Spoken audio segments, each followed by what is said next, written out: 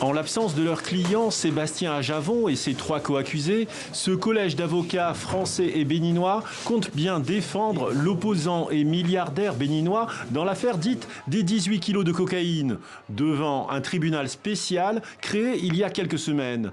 Mais cette cour tient à tout prix à entendre Ajavon. Elle interdit donc aux avocats de la défense de prendre la parole. Ces derniers quittent l'audience.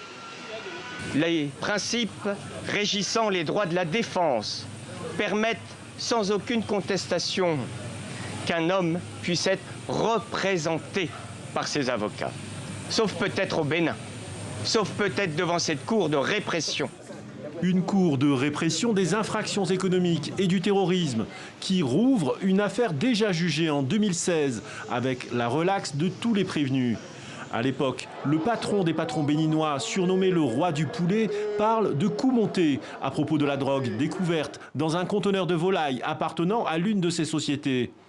Arrivé 3e à la présidentielle de la même année, Sébastien Ajavon s'était rallié à Patrice Talon, richissime homme d'affaires comme lui, élu président, avant de devenir ensuite son farouche opposant.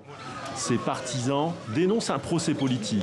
Monsieur Ajavon est une personne à abattre, puisqu'il représente aujourd'hui l'opposant, le challenger politique le plus important pour le président de la République. Quelques heures après, il est déjà trop tard. 20 ans de prison, 5 millions de francs CFA d'amende et un mandat d'arrêt international. Un verdict sans appel pour Sébastien Ajavon, désormais hors jeu.